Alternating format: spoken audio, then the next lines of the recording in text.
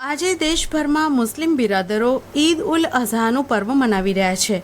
આ પર્વ કુરબાની ઈદ તરીકે પણ જાણીતું છે। તહેવારનું માનવ જીવનમાં વિશેષ મહત્વ હોય છે। તહેવારો માનવીના રોજિંદા ચીલાચાલુ જીવનમાં પરિવર્તન આણે છે। દરેક સંસ્કૃતિએ તહેવારોને અનેરું સ્થાન આપ્યું છે। સમયના ગમે તેવા ઝંઝાવાતો છતાં આપણા તહેવારોની ઉજવણી વર્ષોથી અકબંધ રહી છે। દેશમાં અનેક ધર્મો, કોમ, જાતિ અને પ્રદેશના લોકો વસે છે।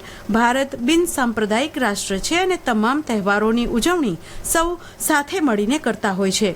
બધા જ તહેવારોની ઉજવણી કોમી એકતા અને ભાઈચારાની ભાવનાથી કરવામાં આવી રહી છે।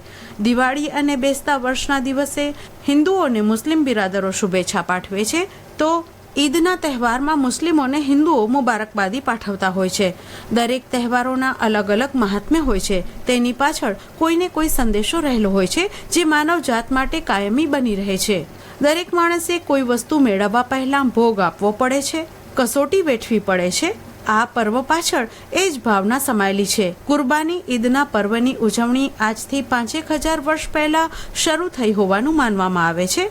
આ પર્વ પાછળ જે લોકવાયકા વણી લેવામાં આવી છે તે પ્રમાણે અલ્લાહના નેક પૈગંબર હઝરત ઇબ્રાહીમ અલૈહિ સલામને અલ્લાહની કૃપાથી અવતરેલા એકના એક પુત્રની અલ્લાહનો આદેશ થતાં કુરબાની આપવા તૈયાર થાય છે।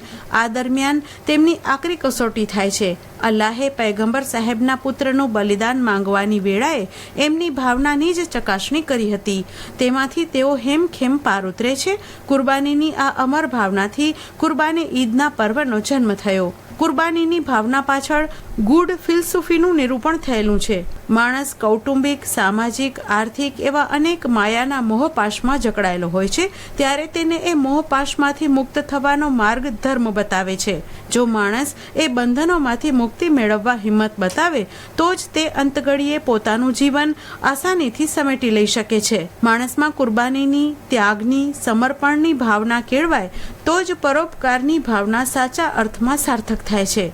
હાલના આધુનિક વિજ્ઞાનના યુગમાં આ બધી ફિલસૂફી સામાન્ય માણસ માટે સમજવી કે ગળે ઉતારવી મુશ્કેલ બને છે, પરંતુ એ ફિલસૂફીનું હાર્દ સમજવાની જરૂર છે।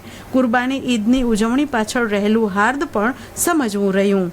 ભારત દેશ આઝાદ થયા પછી પરદેશી આક્રમણના રાષ્ટ્રવ્યાપી સંકટના સમયે પ્રજાએ અજોડ એકતાના દર્શન કરાવ્યા છે।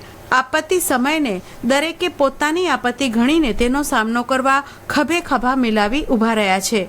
તે સમયે કોમના, ધર્મના ભેદભાવ ભૂલીને તન, મન, ધનથી સાથે રહ્યા છે। આવી એકતાની મિસાલ વિશ્વમાં ભાગ્યે જ જોવા મળે તેમ છે। બિન સાંપ્રદાયિકતાની આપણી નીતિ અનેકવાર આકરી કસોટીમાંથી હેમખેમ પાર ઉતરી છે। આવી એકતા પાછળ દેશપ્રેમની ભાવના છે। વાસ્તવિક રીતે તેની એ રીતે મૂલવણી કરી તેનું હાર્દ સમજી શકાય। આજે કુરબાની ઈદની ઉજવણી કચ્છ જિલ્લામાં પણ થઈ રહી છે। આજના દિવસે મુસ્લિમો ઈદગાહ પર ભેગા મળે છે અને ઈદ મુબારકની શુભેચ્છાની આપ-લે કરે છે। અન્ય કોમના લોકો પણ મુસ્લિમોને ઈદની શુભેચ્છાની આપ-લે કરે છે। આમ આપણા દેશમાં કોમી એકતાની ભાવનાથી કુરબાની ઈદનું પર્વ પરંપરાથી ઉજવાય છે। વિવિધતામાં એકતાના પ્રતીક સમા આપણા દેશમાં આવા તહેવારો દ્વારા લોક જાગૃતિ, લોક શક્તિ કેળવવાની પ્રેરણા મળે છે। તે દ્વારા જીવનમાં નવી પ્રેરણા મળે તેવી આશા રાખીએ અને મુસ્લિમ બિરાદરોને આજના પર્વ પ્રસંગે શુભેચ્છા પાઠવીએ।